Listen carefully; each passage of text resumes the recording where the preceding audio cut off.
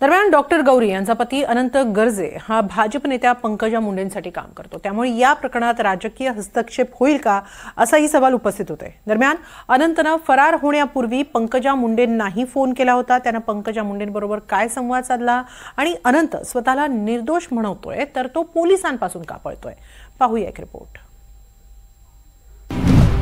Doctor Gauri पालवेंच्या हत्येला जबाबदार कोण? अनंत गर्जे पोलिसांपासून का पळतोय? गौरीच्या मृत्यूनंतर अनंतचा पंकजा मुंडेंना फोन। डॉक्टर गौरीनं आत्महत्येचा प्रयत्न केला। पती अनंतनं तिच्या वडिलांना फोन केला, मुलीची समजूत काढायला सांगितलं। थोड्या वेळानं पुन्हा अनंतनं गौरीच्या आईला फोन केला आणि गौरीचं प्रेत समोर असल्याचं सांगितलं। मग अनंतनंच गौरीला रुग्णालयात नेलं। पोलिसांना बोलवण्याची त्याला गरज वाटली नाही। मग गौरीचा मृतदेह रुग्णालयात सोडून तो फरार झाला। डॉक्टर गौरी यांचं मृत्यू प्रकरण जेवढं वाटतंय तेवढं सरळ नाहीये। दरम्यान या प्रकरणात अंजली दमाने यांनी पंकजा मुंडेंना धारेवर धरलाय। पंकजा ताईंनी कारवाईसाठी पोलिसांना का कळवलं नाही असा सवाल दमाने यांनी उपस्थित केला। मला पुढे काय बोलावं सुचत नाहीये, पण ती एवढी स्ट्रॉंग मुलगी होती, तिने आत्महत्या केली असं वाटत नसेल। हिचं नाव गौरी पालवे होतं आणि हा जो व्यक्ती होता अनंत गर्जे, हा पंकजा मुंडे, मला खरं त्याच्यात राजकारण आणायचं नाहीये। मला दुःख हे का होतंय की पंकजा मुंडे यांना तर रात्री कळलं असेलच, पण तरी त्यांनी पोलिसांना फोन करून निदान चांगली कारवाई करा आणि तो माझा पीए असेल तरी त्याच्यावर कारवाई झाली पाहिजे असं म्हणणं अपेक्षित, तेवढं तरी म्हणणं अपेक्षित आहे। ते त्यांनी म्हणावं अशी मी त्यांना विनंती करते।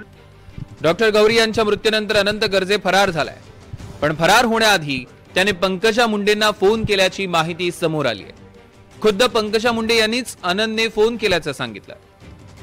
22 नोव्हेंबर रोजी संध्याकाळी 6:30 ते 6:45च्या सुमारास पीए अनंत गर्जे यांना माझ्या दुसऱ्या पीएच्या फोनवर संपर्क केला। तो खूप रडत होता। पत्नीने आत्महत्या केल्याचं अत्यंत आक्रोशाने त्याने मला सांगितलं। ही गोष्ट माझ्यासाठी खूपच धक्कादायक होती। पोलिसांच्या कुठल्याही कारवाईमध्ये कसूर राहू नये, त्यांनी योग्य तपास करून या विषयाला हाताळावं असं मी पोलिसांना सांगितलंय। गौरीच्या वडिलांशीही मी बोलले, ते प्रचंड दुःखात आहेत हे मी समजू शकते। अशा घटना जीवाला चटका लावून जातात आणि मनाला सुन्न करतात। कोणाच्या वैयक्तिक जीवनात काय चालू असतं हे अनाकलनीय आहे।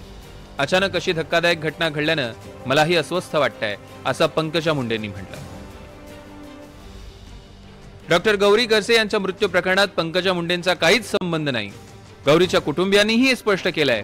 पण राजकीय नेत्यांशी लागेबंधी असणाऱ्या व्यक्तींकडनं महिलांना त्रास देण्याचं हे काही पहिलंच प्रकरण नाहीये। दरम्यान या घटनेनंतर विरोधकांनी मुख्यमंत्री फडणवीसांवरही निशाणा साधलाय आणि या महाराष्ट्राची कायदा सुव्यवस्थेची अत्यंत वाईट परिस्थितीला ते दस्तखुद तेच जबाबदार आहे। या प्रकरणात तरी किमान पोलीस योग्य तो तपास करतील अशी अपेक्षा बाळगतो। संपदा मुंडे प्रकरणात जे झालं ते या प्रकरणात होऊ नये ही देखील या निमित्तानं आमची अपेक्षा आहे। डॉक्टर गौरी यांच्या मृत्यू प्रकरणात अनेक तथ्यांचा खुलासा होणं अपेक्षित आहे, पण त्यासाठी या प्रकरणाचा तपासही योग्य पद्धतीनं होणंही तितकंच गरजेचं आहे। ऋतिक गणकवार, एनडीटीव्ही मराठी, मुंबई।